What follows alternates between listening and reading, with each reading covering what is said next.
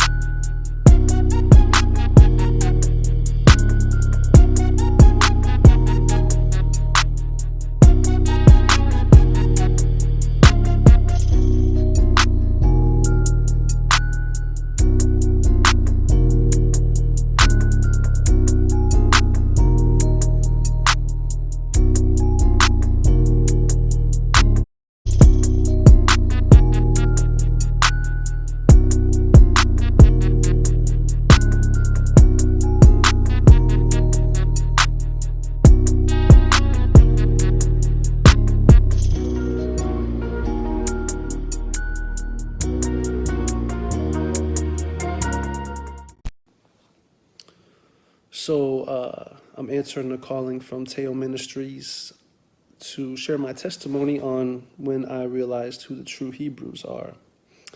And I have to say that idea first entered my head in the middle of my search for truth about 3.5, 4 years ago. I think it was just like, honestly, it was something very just random. It was like a meme or something that a good friend of mine had posted or shared with me or texted me or something. And it said something about, it was just like a paragraph explaining, if the world really knew who the true Hebrews are, they would, it would turn the whole reality upside down. Or so, it was something along the lines. But the idea, just, I didn't really look into it. I just saw the meme. I was like, oh, that's interesting. And, just kind of idea just was planted in my head. It just kind of festered there. But I started reading the Bible. One day, it was like 3.5 years ago, it was about 3 years ago when I first read the Bible, just started to read the Bible cover to cover. I said, you know what, forget I don't want to hear what these pastors have to say. I don't want to get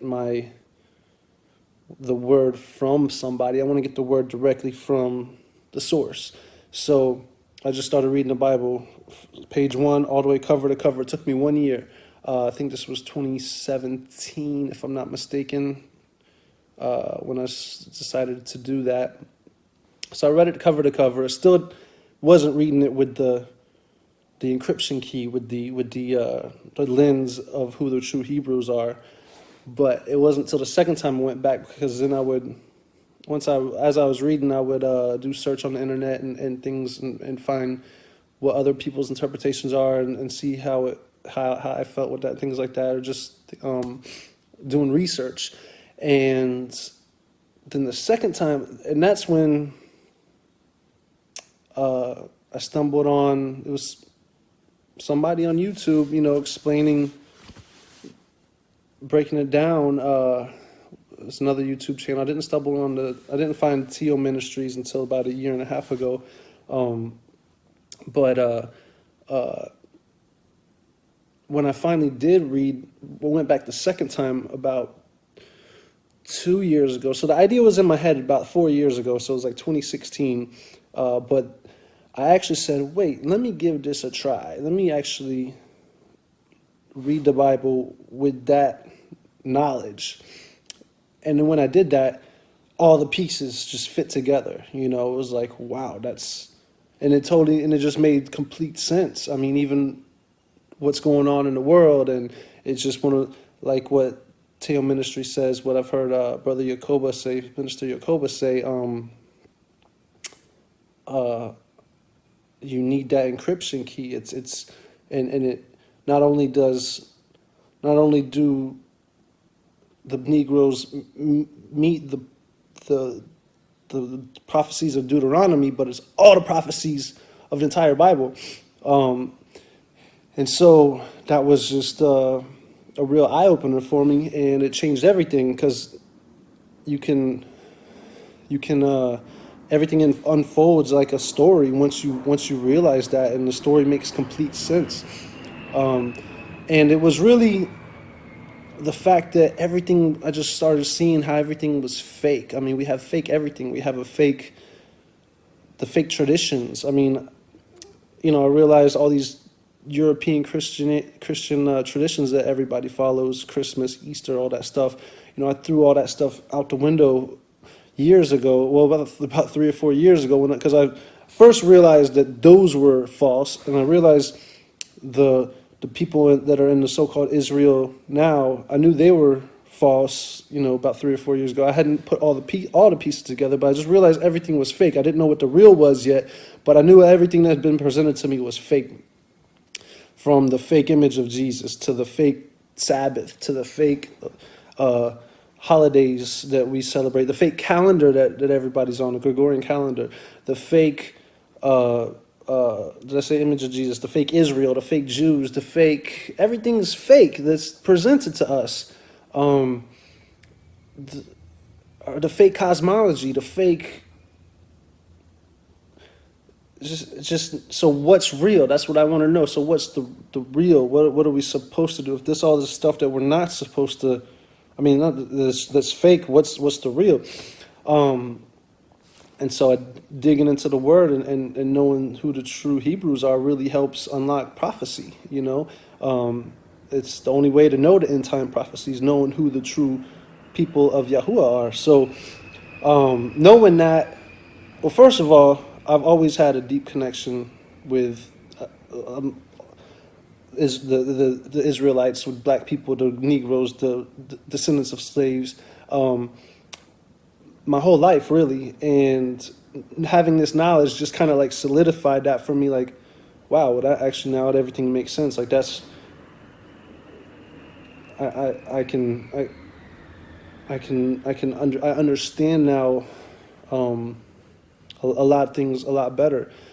So and knowing that is like, it doesn't change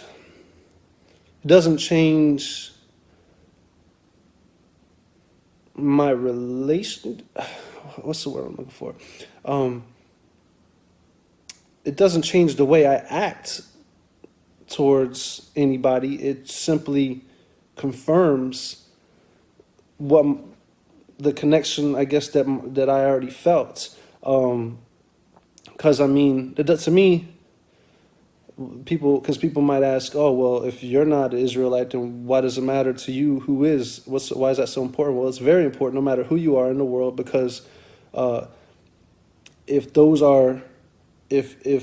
a certain group of people is who's important to Yahuwah, to Father Yah, to God, then it needs to be important to everybody else too.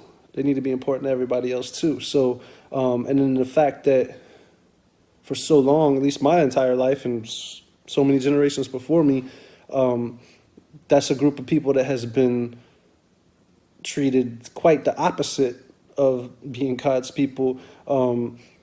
People need to really think about that and see where that puts them individually. I know me individually, I've always